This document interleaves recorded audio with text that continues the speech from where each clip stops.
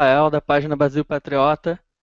Gostaria de iniciar pedindo desculpas aos espectadores pelo nosso pequeno atraso, a gente teve alguns problemas técnicos, mas estamos começando esse hangout com Luciano Aquino, que é uma voz jovem da direita surgindo no Brasil para a renovação que a nossa política tanto precisa. E minha primeira pergunta para o Luciano, eu gostaria que ele falasse um pouco da trajetória dele e o que incentivou ele a entrar para a política, a ter o sonho de construir um partido e mudar essa realidade que o Brasil enfrenta hoje. Primeiramente, boa tarde a todo mundo. A minha vontade de iniciar na política talvez deve ter começado nas aulas de história. Sempre gostei de história, era que sempre me agradou bastante. Mas o que me fez entrar literalmente na política foi em meados de 2010 para 2011, quando eu fazia parte de um movimento, que é um movimento de torcidas de futebol, onde eu acabei vendo que tudo na vida é política, em tudo que a gente faz é um ato político, desde que a gente inicie, amanheça o dia e define o que vai fazer durante o dia, é um ato político. E como todas as grandes torcidas, clubes de futebol têm seus candidatos que eles apoiam, e em algumas circunstâncias eu não fiquei contente com algo que estava acontecendo lá dentro, e decidi me envolver na política para mudar o que eu não gostava. Mas também eu sempre tive as minhas visões e sempre defendi algumas coisas, alguns ideais, e recebi um convite de um partido político para me ingressar nesse partido. E quando de repente eu iniciei nesse partido político, algumas coisas também não deram certas lá, e aí eu me joguei literalmente de vez na política quando eu decidi que as coisas estavam erradas e não podia só ficar reclamando que estava errado. Eu tinha que fazer algo para mudar aquilo. Uma das questões que a gente tem discutido bastante nesses últimos anos e que eu gostaria que tu falasse um pouco para a gente é que todas as pessoas te conhecem, o pessoal que está te conhecendo agora, que tu é uma pessoa de direita. Então eu gostaria que tu desse uma explicada para o pessoal que está nos ouvindo, que no Brasil a maioria das Totalmente. pessoas não entendem, né, essa diferenciação de direita e esquerda. Eu gostaria que tu explicasse um pouquinho as diferenças e por que tu decidiu pela direita, já que a maioria dos nossos políticos é de esquerda, 90% é de esquerda, por que tu decidiu pela direita? Sim, eu sou de direita. É, Se você pegar qualquer base, eu acho que na escola não te ensina política, te ensina história, mas não política. E eu me declaro totalmente de direita, não tenho vergonha de dizer que sou de direita, apesar que quando você se diz de direita, o povo te associa muito ao. Te chamam de fascista, muitas vezes nazistas também, te jogam muito naquela questão da ditadura militar de 64. Bom, sou de direita porque eu acho que a direita é o correto, a forma de governar da direita é o correto. Eu sou contra tudo que venha da esquerda, esse assistencialismo nojento que a gente tem hoje no nosso país. A maioria dos políticos sim são de esquerda, porque eu acho que muitos hoje não governam em prol da sua ideologia em si, do que o povo quer. É muito aquela política do que para mim eleger, eu te dou o que você quer e você vota em mim. A famosa compra de voto. É, Sobre os meus ideais, as bandeiras que eu defendo, eu sou a favor do militarismo, apesar de tudo, de falarem que não foi ruim, não foi que foi ruim, que o Brasil foi uma época muito triste para o Brasil. Primeiramente, a gente nunca viveu uma ditadura militar no Brasil, a gente viveu um regime. Ditadura vive-se em Cuba, Venezuela, na China, e isso sim é uma ditadura. O que viveu no Brasil de 64 a 85 foi apenas um regime. E naquela época foi o melhor a se fazer, foi o regime militar. Eu sou a favor dos militares totalmente, defendo a questão da família tradicional, que é um assunto muito polêmico também, quando pergunto o que é família tradicional.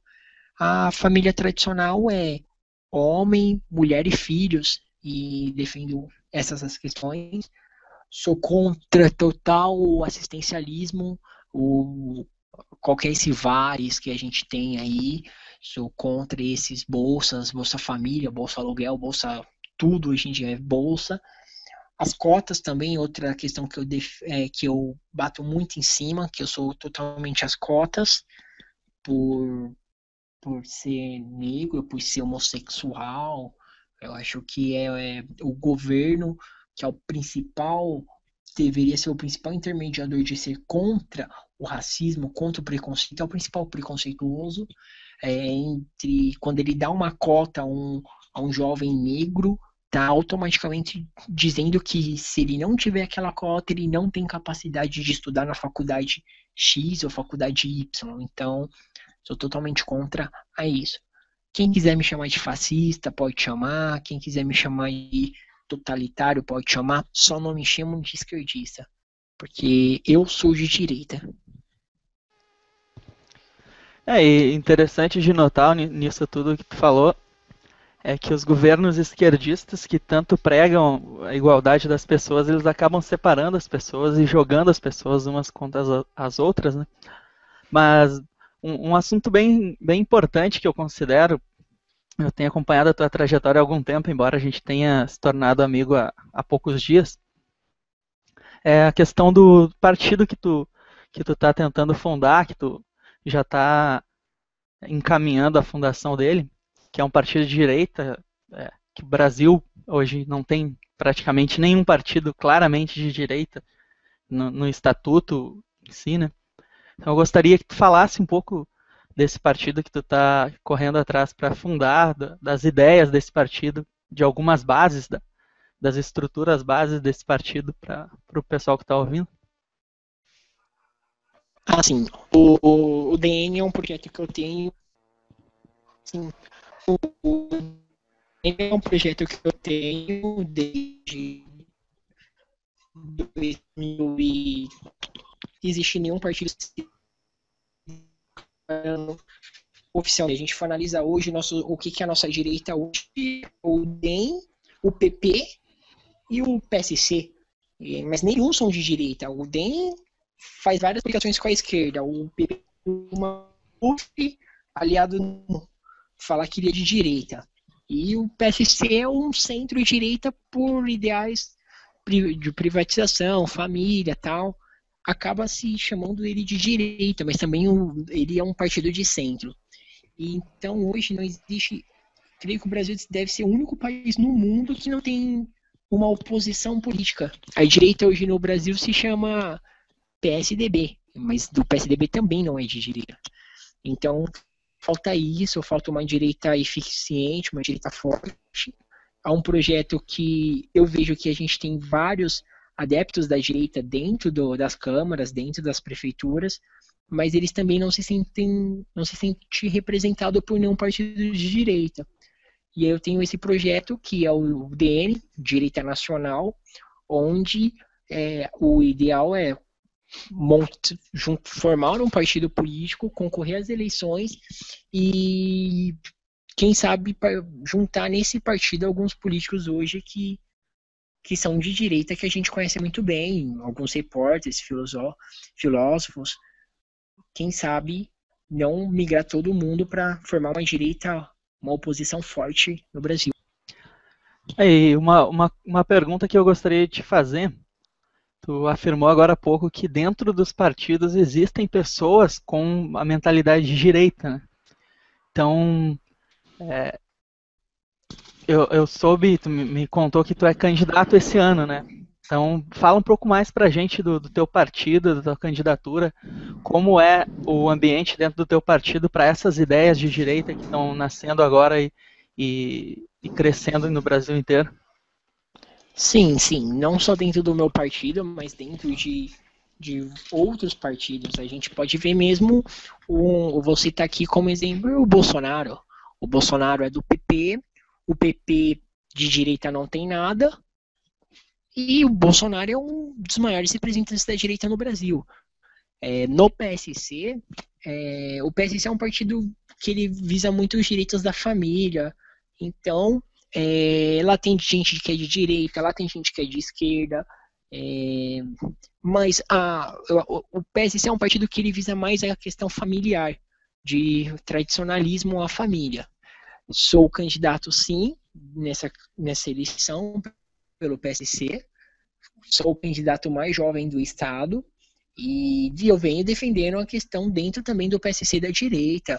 Ou a direita hoje, ela como posso dizer, ela cansou de ficar parada vendo as babaquices da esquerda e agora ela está reagindo. Só que a gente tem que tomar muito, muito cuidado que muitos se dizem de direita para conseguir adeptos das pessoas que são de direita, porque até alguns anos atrás, poucas pessoas falavam, eu sou de direita. Hoje, qualquer um praticamente está falando. E dentro do PSC não é diferente. Também eu tento trazer os ideais de direita para o partido. Uma questão que eu gostaria de te passar é a seguinte, sobre essa moda das pessoas agora de falarem mal de partido porque tem padres, pastores e pessoal da igreja dentro do partido. Gostaria que tu explicasse para o pessoal, até eu tenho bem claro para mim, que o que a gente leva para a política são os valores. A gente não está querendo converter ninguém a nenhuma religião, né? Isso é uma coisa muito importante de se explicar. Eu gostaria que tu falasse um pouco mais sobre isso, porque é importante a gente desmitificar essa questão, porque as pessoas acham que o partido que tem padres ou pastores, como por exemplo o Marco Feliciano, algumas pessoas assim, é porque é um partido religioso e na verdade são os valores e não o dogma da religião em si, né? Sim, sim. Na verdade, isso daí são, como você mesmo disse, são valores. O PSC, por exemplo, é um partido social, pelo nome Partido Social Cristão, onde ele vem com os valores cristãos, só que não é necessariamente você ser da Igreja Assembleia de Deus, que é a maior denominação, muitos filiados ao são da Assembleia de Deus, como pelo menos como pode ver o PRB também, Republicano Brasileiro, grande massa da Universal. Então não é que o PRB seja da Universal, o PSC seja da Assembleia, são os valores. Eu mesmo não sou nem evangélico, não sou católico, mas a minha religião é uma religião cristã. Então, o pessoal que não sabe, não são muito leigos ainda, gosta muito de caos, partidos, até mesmo questão de apoio. O eleitorado religioso, que é o eleitorado da igreja, seja ele evangélica, cristã, seja católica, ele é um eleitorado fiel. Então, o poder de convicção de um padre, de um pastor, é muito grande. Se falando de política, quando ele apoia um candidato ou um partido. Então, quando você tem um partido e é apoiado, um pastor, por exemplo, um pastor apoia aquele partido, o pastor de nação, automaticamente ele vai criticar o voto também. Então, ele não quer dividir o voto, vira uma briga religiosa e política ao mesmo tempo. Isso é um detalhe que eu gostaria de voltar, que tu acabou de falar. PSC é o Partido Social Cristão, tá? Pessoal, não confundir com Partido Socialista, porque de socialista não tem nada a ver o partido. Tá certo, Luciano? Não confundo social com socialismo. Então, não é partido socialista, socialista cristão, é partido social. Social vem de comunidade, de um ajudar o próximo, é esse social. Não é o de como os partidos socialistas, é totalmente. Bom, Luciano, eu gostaria de saber a tua opinião a respeito das manifestações que iniciaram no meio do ano passado, que tu analisasse também os grupos como Black Blocs, Anonymous, Passe Livre, e essa bagunça toda que o pessoal tem feito. Cada manifestação a gente tem pessoas feridas, tem patrimônio público quebrado, tem inclusive transporte público, as pessoas quebram o transporte que elas mesmas vão usar no outro dia, né? Então eu gostaria que tu Aham. fizesse uma análise desde o início do ano passado, do meio do ano passado, se tu considerou essas manifestações corretas, se, como foi no início, se foi realmente uma coisa espontânea, ou se depois foi utilizado por alguns grupos. Gostaria de ouvir a tua opinião daí. Desde os protestos do passe livre, eu sou contra essas manifestações. Manifestar ele é direito, sim, mas desde quando é manifestação. Aquilo são grupos pagos por partidos políticos de esquerda, grupos pagos pelo PT, grupos pagos pelo PSOL, PPS, grupos pagos pelo PCdoB, para manifestar. A minha visão do que houve em julho do ano passado foi grupos que eram financiados por partidos foram fazer uma manifestação para quem tem esquerda contra esquerda, então foi fazer oposição, só que muitas pessoas da sociedade abraçaram a ideia. E acabou que quando o MP não foi mais fazer as manifestações, a sociedade realmente foi. Todo mundo sabe que o passe livre é aliado à Uni. É só estudar um pouquinho das pessoas que são do passe livre, os representantes do movimento passe livre são ligados à Uni. A Uni é ligada ao PT, ligada ao PCdoB. Então, por esse motivo, eu sou contra.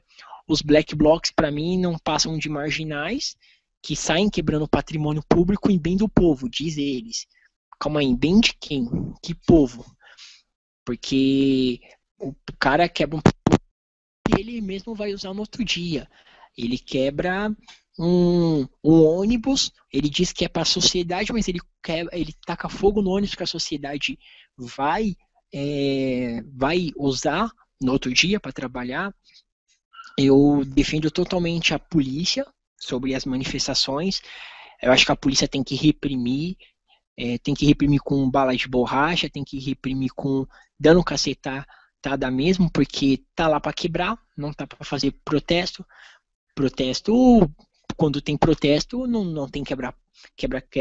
E eles querem algumas ideias ridículas, desmilitarização da polícia, querem, como assim? Eles podem quebrar e a polícia não pode tocar neles. E quando a polícia toca, a polícia é fascista. Então eu defendo totalmente a questão da polícia. Os black blocs, para mim, não passam de marginais, porque se você quer manifestar, então não tem que você ficar escondendo a sua cara, não tem que você usar máscara, não tem de gás, não tem que você ficar usando mochila com bomba caseira, com coquetel molotov. Então, como assim? Os anarquistas, para mim, também é outra ideologia totalmente ridícula. Querem viver em um país, em um estado sem governo. Qual estado que eles querem viver? Nenhum país do mundo conseguiu isso. E são ideais que fogem são muito. Eu costumo dizer que são os ativistas de Wikipédia, né? Leu as ideias, achou legal e quer praticar isso, às vezes só quer ficar lendo. O cara se diz socialista, se diz anarquista e não sabe o que é o anarquismo.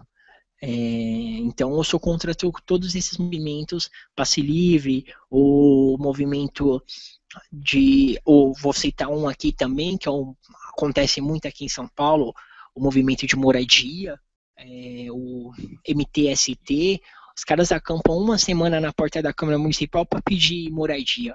Calma aí, como assim?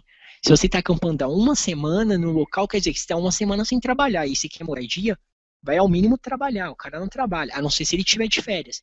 Aí é outra questão que talvez eu até daria um ponto para ele, né? Ele tá ali querendo moradia, mas ele não trabalha e acho que o governo tem que bancar tudo. Então tá tudo errado. O interessante desses grupos MST, MTST, é que eles ignoram o fato de que 99% da população trabalha de sol a sol para adquirir seus imóveis, seu carro e tudo, e eles acham que o Estado deve bancar, só que o Estado somos nós, né? Sem nossos impostos não existiria Estado. Sim. Então é muito complicado isso aí. Sim, A gente vive num estado de coisas hoje lamentável e quase que surreal, porque o cara tem a escritura da terra ou da posse e está produzindo. De repente vai o MST lá, toma o teu lugar, descarneia teus animais, quebra tuas árvores e tudo mais. E tu vai ter que ir no juiz para pedir para eles saírem. Sabe? é. É uma situação terrível. Né? E sem contar que eles cometem uma circunstância de crimes, porque nesses movimentos você pode ver que existe um crime que é a contravenção. A manifestação é proibida da forma que eles fazem, fechar as vias públicas, invadir um prédio que ele esteja abandonado, é um crime você chegar e invadir um prédio e se instalar nesse prédio. É totalmente criminoso isso. Então, só que apesar que do outro lado eles também têm alguns partidos políticos com eles, alguns políticos com ele, e aí fica tudo mais difícil. A lei não, no Brasil a lei não é para todo mundo. A lei ela só é aplicada para algumas pessoas. Bom, Luciano, agora a gente vai entrar em um tema bastante polêmico. O pessoal da minha página, a gente comenta bastante isso também, várias opiniões. Eu gostaria que tu falasse para o pessoal sobre a tua opinião sobre a militância gaysista, deixando claro que a gente não tem nada contra os homossexuais, é questão de cada um sabe o que é da sua vida, né? Deus deu livre-arbítrio para as pessoas, mas eu gostaria de ouvir a tua opinião sobre a militância gaysista e sobre alguns projetos que o pessoal tenta aprovar na calada da noite, aí, sem o conhecimento de todo mundo, sobre parada gay, sobre kit gay nas escolas e tudo isso. Eu gostaria de ouvir a tua opinião. Aí é um assunto que eu brigo muito também nos meus projetos. Eu sou totalmente contra eles na questão de projetos que eles fazem. Eles se fazem muito de vítima. Eu não sou a favor da agressão aos homossexuais. Eu acho que o quer, mas porém ele deve respeitar primeiro a Constituição, segundo as leis e o respeito às pessoas. A minha visão pessoal primeiro que ninguém nasce gay, ou você nasce homem ou você nasce mulher. Gay é um comportamento e é uma tendência, e quando se diz tendência não é obrigado a todo mundo a seguir, e eles querem isso. Eles querem que todo mundo viram gays.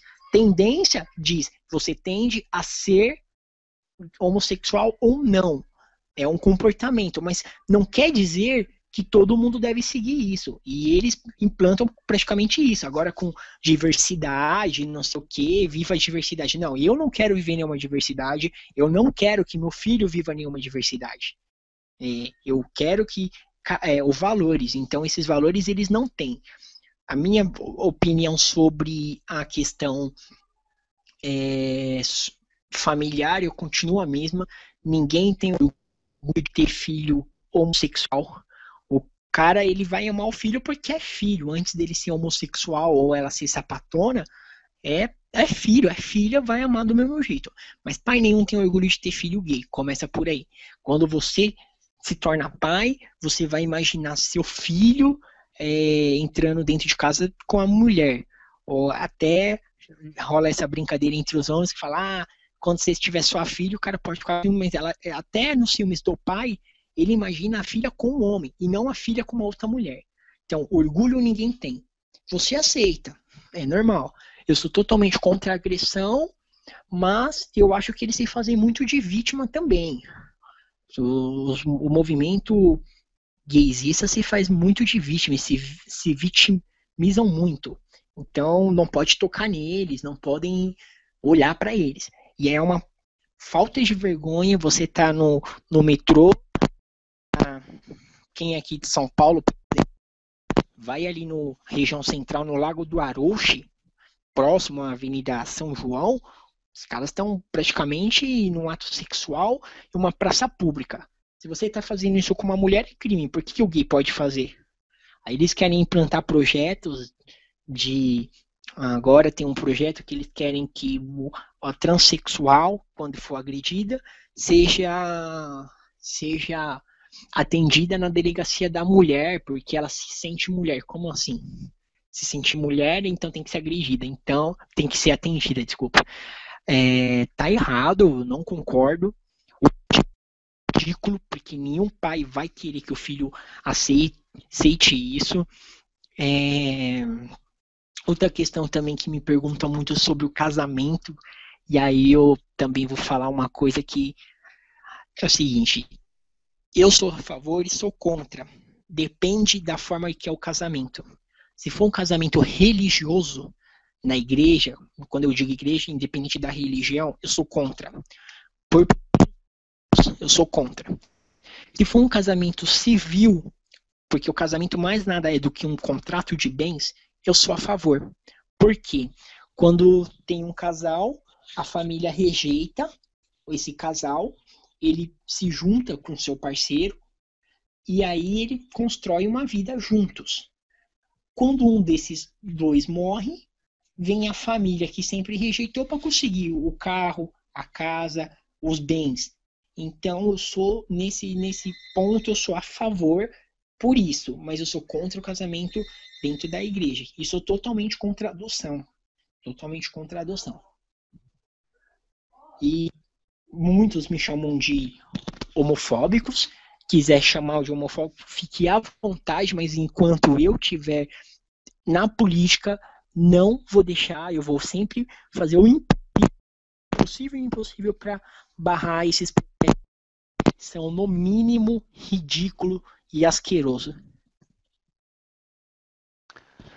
Só lembrando que essa questão, a gente está se referindo à militância gaysista, né? A gente sabe que tem pessoas que são homossexuais e que vivem sua vida normalmente, não ficam se vitimizando e pedindo regalias do Estado, né? E até gostaria de Não, fazer sim, sim. gostaria de fazer um parêntese a respeito da união civil. Poucas pessoas sabem disso, mas o Estado ele contempla a união civil, ele dá algumas vantagens sociais para a união civil entre duas pessoas, porque o casamento entre homem e mulher ele pode gerar novas pessoas que são o maior bem de um país. A gente sabe que o maior bem de um país é o seu povo. Então, pela lógica da existência do casamento civil, não teria lógica. Ao Estado aceitar isso e ceder os mesmos privilégios que um casal normal tem, casal entre homem e mulher tem, ele está quebrando essa lógica, sabe? Ninguém aqui é contra. Se duas pessoas do mesmo sexo querem morar junto, o problema é delas, que sejam felizes, que eu tenho amigos e amigas, não tenho nenhum problema com isso. Só que a lógica Sim, eu também tenho. a lógica do casamento civil, ela é favorecer o casamento e a geração, as gerações futuras.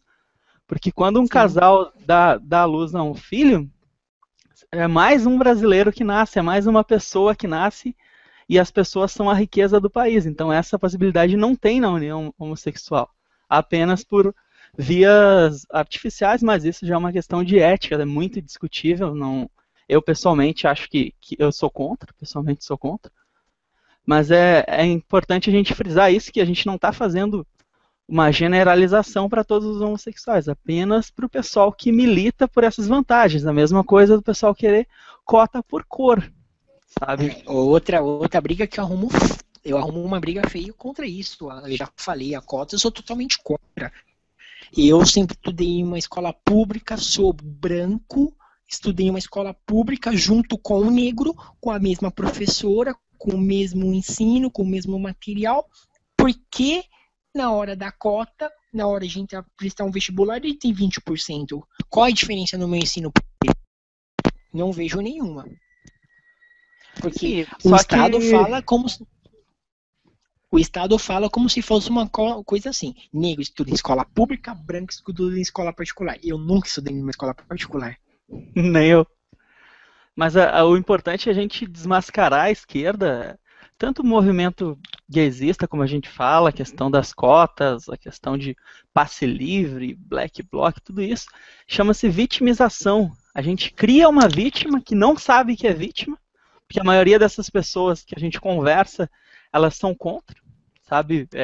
Eu tenho amigos de infância que eu conheço desde 8 anos e que são contra, pessoas de cor negra que são contra a cota, porque até para a pessoa que tem um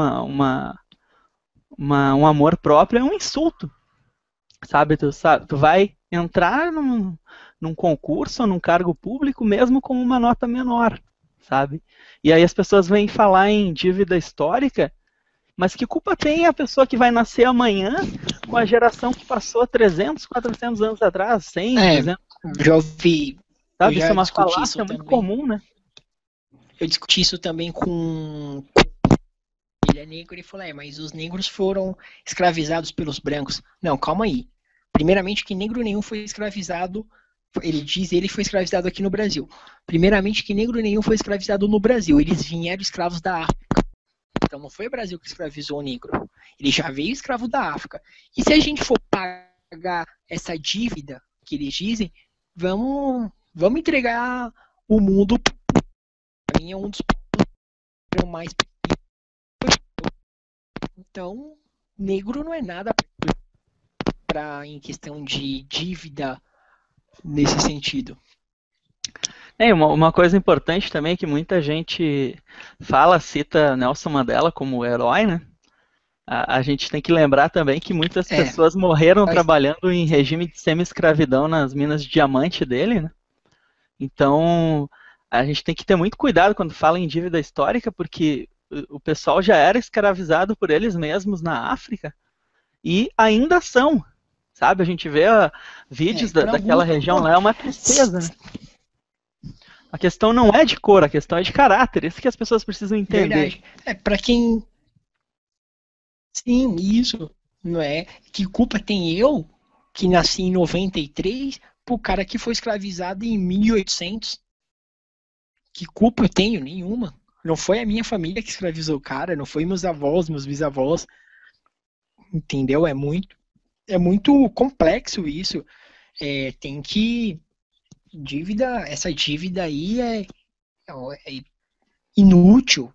Se a gente for realmente tivesse que pagar uma dívida para um povo injustiçado, eu acho que teria que ser o judeu. Ninguém foi mais perseguido que o judeu no mundo, na minha opinião. Sim, e numericamente, se a gente for ver bem, o povo mais escravagista do mundo é o pessoal muçulmanos, né? A gente também. Tem relatos, e inclusive tem nas próprias escrituras dele lá como um direito, né? Como um direito de um ser humano sobre o outro. Mas não vamos entrar muito nessa questão. Quando a gente fala de política, apesar de cada um ter sua religião, eu gosto de separar um pouco e reduzir a valores, né? Em vez de falar em dogmas, eu prefiro falar em valores. Mas, Luciano, tá candidato a deputado estadual agora, né, para São Paulo. Como é que tá a campanha e como é que foi essa apresentação ao partido, a adaptação a essa vida nova aí, que eu sei que tu deve estar aprendendo muita coisa diariamente, né? Foi bom. É uma coisa que eu quis. Eu recebi convite de 3 partidos, na verdade, para sair candidato. Analisei todos os partidos, programas, propostas. Então é algo que eu venho com bastante entusiasmo. Eu tento buscar um eleitorado de direita, eu tento buscar um eleitorado jovem, porque é como eu falo, o jovem hoje corresponde a 30% do eleitorado que ele não tem um candidato, ele não se sente representado. E eu quero representar essa ala jovem. Eu também sou jovem. Não é um cara de 40, 50 anos que está querendo representar uma ala de 20, 21. Eu tenho 21 anos. Sem contar que também as questões dos direitos, as questões, desculpa, ideológicas, eu sou de direita, vou defender isso até o final. Recebi os convites, analisei. Eu creio que a gente pode fazer uma campanha forte. Está na hora do jovem mostrar que ele também tem força na política. O jovem tem que vir junto. O jovem é uma ala muito importante, muito forte também. Então temos que mostrar que a gente também tem voz, a gente quer voz, queremos também mudar. Eu acho que a questão o governo não pode somente cobrar do jovem, o governo cobra muito do jovem de querer ter ele na política, querer ter ele na ativa, mas e quem dá oportunidade para o jovem? A gente não tem representante, ninguém fala em dar uma oportunidade para o jovem. Eles fazem festa de tudo, eles defendem tudo, mas me fala um projeto em defesa do jovem hoje no Senado, nas câmaras de deputado federal, estadual, não tem. Então eu venho como esse representante da ala jovem. E lembrar também, Luciano, que historicamente o movimento esquerdista, o marxismo cultural e tudo, eles usam muito a juventude, né? Essa energia que a juventude tem, esse impulso que a juventude tem para a mudança, eles se aproveitam muito disso e acabam levando para o outro lado, né? A gente sabe que o jovem ele tem uma força motriz, uma capacidade de ação muito imediata, mas a esquerda se utiliza muito disso, né? E a gente tem, eu tenho página aqui na Brasil Patriota, a gente tem muitos jovens relatando pra gente abusos na escola, na universidade. Eu tive ontem um caso de um aluno que me contou que a professora deu nota 13,5 para ele porque ele se negou a fazer um trabalho falando bem do comunismo. Sabe? Então eu queria também, já que tu é bem jovem, tu deve estar devia estar na escola há pouco tempo, não sei se tu está cursando alguma faculdade, falasse um pouco sobre isso, sobre essa opressão que o pessoal que tem ideias diferentes da esquerda vem sofrendo dentro do ensino nacional. Hoje o governo, ele obriga o professor a ensinar o marxismo, a ensinar ideias de esquerda. Hoje só tem esquerda dentro da escola, não tem direita. O aluno se nasce a esquerda e a direita. E o aluno, sim, entre ele pessoal, ele vai analisar o que ele acha que é certo e o que ele acha que é errado. Agora, o que não pode é você simplesmente pegar e ensinar somente o que é esquerda, que é esquerda, que é esquerda, e bater em cima da direita como se a direita fosse um bicho de 7 cabeças.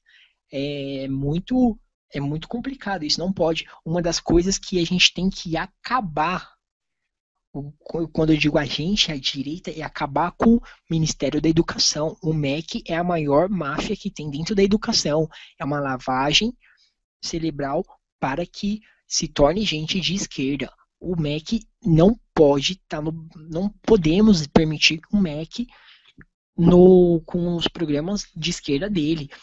Eu acho que, já que todo mundo quer uma democracia, então vamos ensinar o que é direita, vamos ensinar o que é esquerda. Quem está aprendendo vai analisar o que é certo e o que é errado e vai. Ninguém é obrigado a ser de direita, como ninguém é obrigado a ser de esquerda. Mas o que eu acho certo é o cidadão saber o que é os dois e ele tirar por base dele. Se o cara vira para mim e falar, eu sou de esquerda porque eu acho isso certo e isso aqui eu não concordo. Beleza, agora o que não pode é, ele fala o que é esquerda, ele faz um discurso bonito sobre a esquerda, e aí se pergunta o que é direita, ele não sabe o que é direita. Então como você é contra algo que você não sabe o que é? Isso que não pode acontecer. E essa questão é bom a gente também separar, né? Eu tenho uma opinião muito própria, eu acho que a gente precisa separar a esquerda em duas partes. A esquerda, para o pessoal que é mais leigo, que não entende, é quem defende o Estado babá, quem defende que o Estado intervenha em praticamente todas as áreas. Isso é uma definição, um resumo bem simples, bem raso até do que é ser esquerdista. Mas a gente tem que separar o pessoal da esquerda marxista. Sim. Tem um projeto de poder, claro, que tem essa aspiração de controlar cada cantinho da sociedade, desde a imprensa, o ensino, tudo, como é feito em Cuba, como é feito na Venezuela, como é feito só nesses paizinhos aí que são um sucesso, que a gente sabe, Coreia, ex-União Soviética, China, que a internet é regulada, que as pessoas só assistem o que o governo decide. Então a gente tem que separar isso, tá? Não, a gente fala aqui de direita e fala de esquerda, mas a gente tem que entender que existem pessoas muito honradas e honestas lá do outro lado também. Mas o pessoal que adere à esquerda marxista, que infelizmente é uma lobotomia que vem sendo feita desde da idade inicial das crianças, esse pessoal ele já está fora de qualquer outro contexto, ele não se importa com o bem-estar das pessoas, como a gente falou, do social, ele se importa com o projeto de governo. Se para isso for preciso matar 100, 200, 1000, 10 mil pessoas, eles vão matar, como já mataram na União Soviética, como matam até hoje na Coreia, como mata o pessoal do Maduro, que atira com um tiro de tanque contra a população na Venezuela. Então a gente precisa separar isso, sabe? Essa briga de esquerda e direita, muita gente acha chata. Mas se não existisse essa esquerda marxista, talvez não fosse tão complicado assim. Sabe? É importante as pessoas entenderem que a gente está combatendo um pessoal que quer mandar em tudo que a gente faz, quer nos ensinar a criar nossos filhos, querem decidir quem casa na igreja de cada um, querem decidir o que é aceito e o que não é aceito.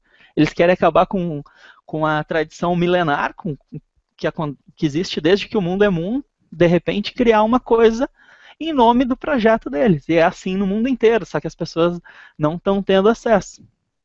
Mas essa questão da tua candidatura, eu principalmente, eu tenho aberto espaço para todo mundo, porque a gente precisa fomentar essas iniciativas para renovar a nossa política. Além de inserir a direita, porque a direita ela tem pessoas, mas não tem partidos, não tem órgãos representativos, né? A gente precisa inserir essas pessoas e dar o máximo de apoio. Então, eu te parabenizo todas as pessoas que estão nos ouvindo e que têm conversado com parentes, com amigos, com colegas de trabalho, de escola, para mostrar para o Brasil, porque a gente, como tu falou, que te motivou a entrar para a política, é que tu via as coisas erradas e tu queria mudar, sabe? Sim. E a situação chegou num ponto tão grave que a gente quer mudar, a gente não aguenta mais viver assim. Então, eu queria te parabenizar pela iniciativa, por ter entrado, ter tentado criar um partido. Vou te apoiar em tudo que eu puder na questão da criação do partido, de coleta de assinaturas, divulgação e tudo. E também queria te perguntar, antes da gente encerrar o Hangout, se tu tem projetos também de algum cargo executivo algum dia. Eu sei que tu está recém começando, mas o que tu acha, por exemplo, do nosso sistema político? Se poderia ser diferente, se poderia ter menos partidos, se poderia diminuir o número de cargos também? O que tu pensa sobre o sistema político brasileiro em geral? Eu sou... O sistema político brasileiro, primeiramente, começa pelo voto. Eu sou a favor do voto impresso. Totalmente a favor do voto impresso. Eu acho que não deveria ser como hoje no sistema nosso eleitoral de voto branco nulo. Eu acho que para você anular um voto, você deveria ter um bom motivo para anular o voto, porque se a gente pegar o regime militar, não se podia votar. E aí brigaram tanto pelas diretas, até que conseguiram, e hoje ninguém dá valor pro seu voto.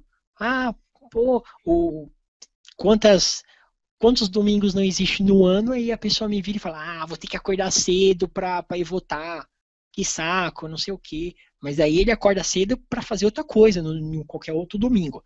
Eu acho que o voto tinha que ser totalmente obrigatório. E tinha que fazer um voto coligado, não digo coligado, junto ao CPF. Você não votou, você não abre conta, seu nome fica suspenso. Acho que deve acabar muito ministérios também. A gente tem inúmeros ministérios, se eu não me engano, agora a gente está com 42 ministérios. Cada pasta, se eu não me engano, te dá direito a quase 1000 cargos. Se a gente tem 42 ministérios, a 1000 cargos são 42 mil cargos públicos. Somente com os ministérios. É muito ministério.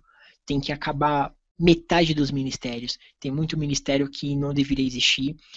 Sobre os partidos, a gente também tem muito partido de aluguel, muita legenda de aluguel. E é um problema muito sério, porque eles só querem viver de fundo partidário.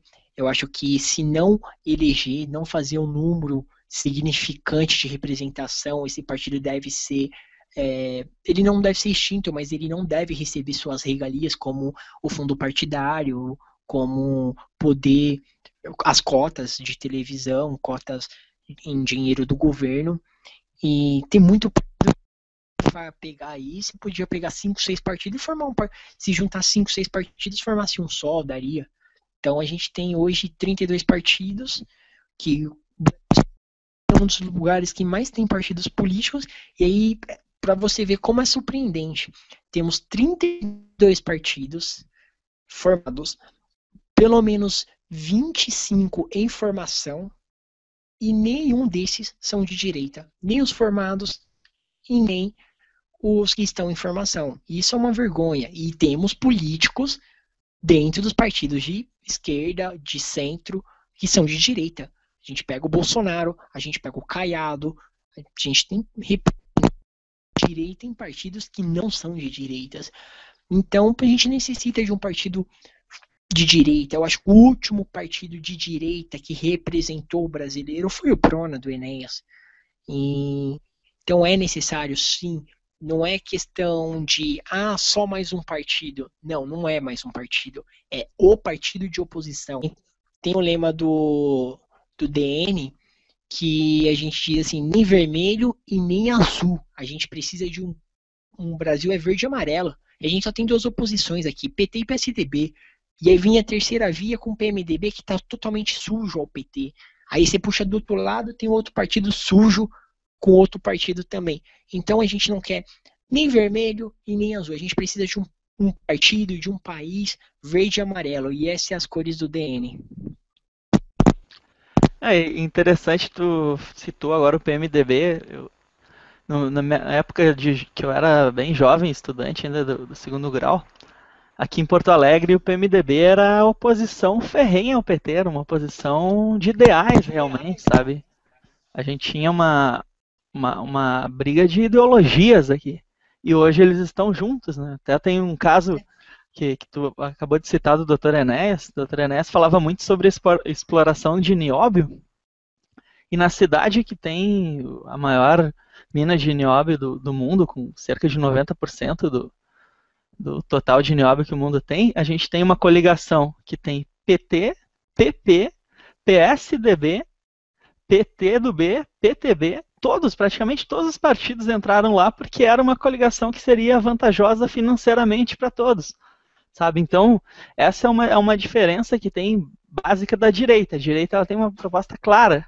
Os objetivos da direita eles são bem claros, não tem essa questão, ela não vai entrar num conluio por dinheiro por causa porque ela tem uma ideologia já formada, né? Então, o DN que tu estava falando, que é o partido que tu está montando, eu espero que ele tenha essa ideologia também bem clara, já para evitar, já no estatuto, esse tipo de corrupção, sim, né? Sim. O DN ele não vem como um partido para alugar a sigla.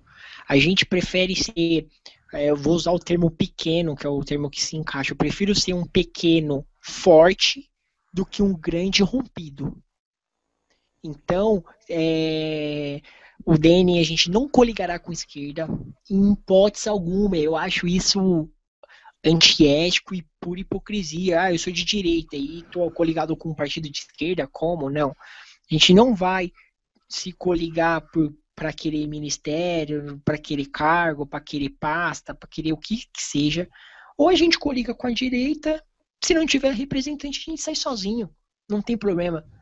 É melhor você ter um minuto, é muito você ter 30 segundos sozinho com a sua ideologia ali, por mais que é pouco tempo, é pouco espaço, mas você tá ali firme com a sua ideologia, do que você ter 2, 3 minutos aliado com os seus rivais, que lá na frente você sendo e lá na frente ainda você vai estar sendo pequeno, você vai ser engolido pelos rivais.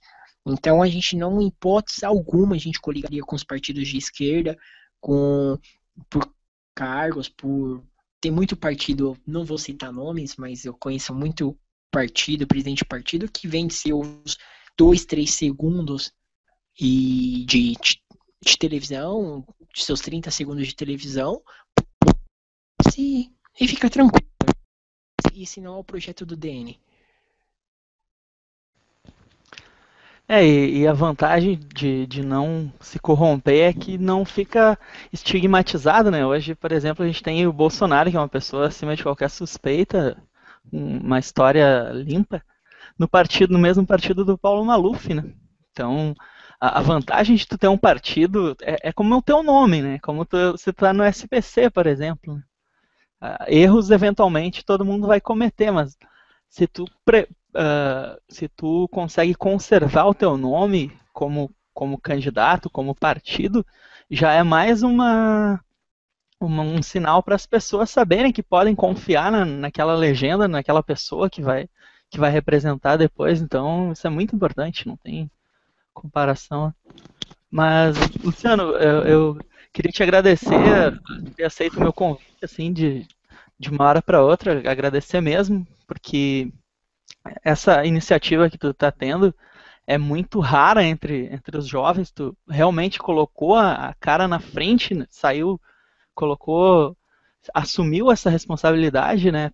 Tem as tuas ideias formadas, a gente respeita, muita gente concorda com a maioria, discorda de algumas, mas a gente respeita e tem meio que obrigação de ter essa admiração, porque foi realmente uma iniciativa muito corajosa e digna tua também, de repente se insurgir da tua juventude para tentar mudar esse país, né? Porque a gente trabalha 5 meses por ano para pagar imposto e não tem nada de qualidade. A educação serve só para doutrinar. As nossas crianças não sabem ler direito, a gente tem professores que são analfabetos funcionais.